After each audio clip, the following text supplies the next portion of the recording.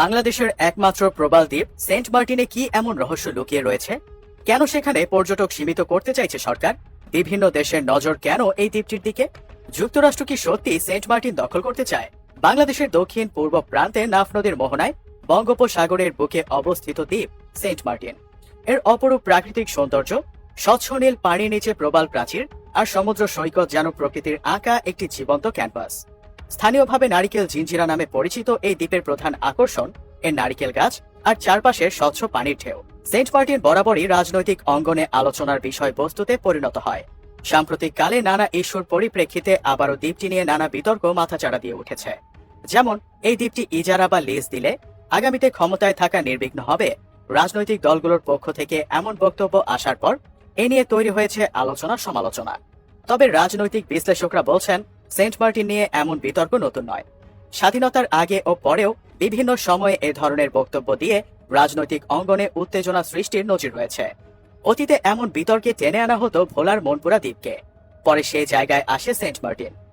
যুক্তরাষ্ট্র বাংলাদেশের Saint Martin দ্বীপ নিয়ে নিতে চায় এমন অভিযোগের প্রসঙ্গটি মার্কিন পররাষ্ট্র দপ্তরের নিয়মিত প্রেস ব্রিফিং পর্যন্ত গড়িয়েছে।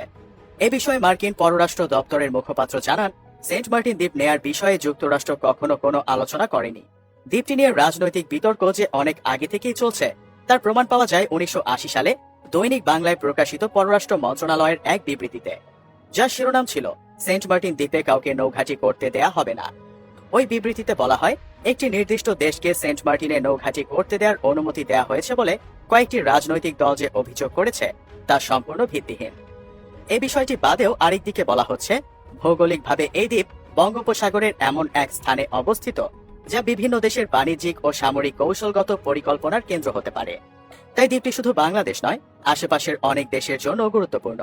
আবার অপরপক্ষ বলছে, কৌশলগত দিক থেকে সেন্ট মার্টিন খুব গুরুত্বপূর্ণ দ্বীপ নয়, কারণ এটি খুব ছোট এক প্রবাল দ্বীপ। কিন্তু নিরাপত্তার দৃষ্টিকোণ থেকেও দ্বীপটি নিরাপদ নয়। তবে ভৌগোলিকভাবে যেমনই হোক না কেন, সেন্ট মার্টিন কিন্তু বর্তমানে অন্তত 20 ধরনের বিপদের মুখে পড়েছে। গত 2 যুগ ধরে তৈরি হয়েছে এইসব বিপদ। প্রায় 3500 বছর পুরনো দ্বীপটির মাটি, পানি ও বাতাস বিষাক্ত হয়ে উঠছে। দেশের অন্যান্য এলাকার তুলনায় সেন্ট মার্টিনের তাপমাত্রা কমপক্ষে 3 ডিগ্রি সেলসিয়াস বেশি। এর কারণ অনিয়ন্ত্রিত পর্যটন। গবেষণা বলছে, পর্যটনের কারণে উচ্চ তাপমাত্রার পাশাপাশি লবণাক্ততা বৃদ্ধি, বন উজাড়, দূষণ, সমুদ্র পৃষ্ঠের উচ্চতা বৃদ্ধি, কচ্ছপের আবাস ধ্বংস, প্লাস্টিকের ব্যবহার, মিঠা পানির সংকট, জোয়ারের সমুদ্র ভাঙন সহ নানা ঝুঁকি দেখা দিয়েছে। দ্বীপে স্থানীয় জনগোষ্ঠীর 10,000 থাকলেও সারা বছর সেখানে কয়েক লাখ পর্যটক অবস্থান করেন। এছাড়া দেখা দিয়েছে ক্ষতিকর সাদা মাছের উৎপাত। সেন্ট মার্টিনে এক সময় শতাধিক প্রজাতির গাছ ছিল, অথচ গত এক যুগে নারিকেল ও কেওড়া গাছ বাদে বাকিগুলো বিলুপ্তির পথে। বিশেষজ্ঞরা বলেন, এ ধরনের দ্বীপ তৈরি হতে হাজার হাজার বছর লাগে, কিন্তু পর্যটকের ক্রমাগত অনিষ্টের কারণে তা কয়েক বছরের মধ্যে ধ্বংস হয়ে যেতে পারে। বিশেষজ্ঞরা সেন্ট মার্টিনের বর্তমান পরিস্থিতির জন্য অপরিকল্পিত পর্যটনকেই দায়ী করছেন। গত এক যুগে দ্বীপটি রক্ষায় সরকার 3 দফায় পর্যটন নিয়ন্ত্রণের উদ্যোগ নিয়েছিল। সেই সাথে পরিবেশ অধিদপ্তরও একটি প্রকল্প চালু করে, কিন্তু পর্যটন ব্যবসায়ীদের চাপে ওই অবস্থান থেকে সরে আসতে বাধ্য হয় সরকার। বিশেষজ্ঞরা বলছেন, দ্বীপ রক্ষায় পর্যটন নিয়ন্ত্রণের বিকল্প নেই।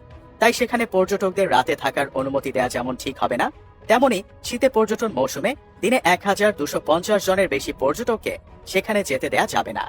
অনিয়ন্ত্রিত পর্যটনের কারণে 2045 সালের মধ্যে সেন্ট মার্টিনের সকল কোরাল ক্ষয় হয়ে দ্বীপটি ডুবে যাওয়ার আশঙ্কাও রয়েছে। তাই সেন্ট মার্টিন বাঁচাতে পর্যটন নিয়ন্ত্রণের কঠোর সিদ্ধান্ত নিতে হচ্ছে সরকারকে।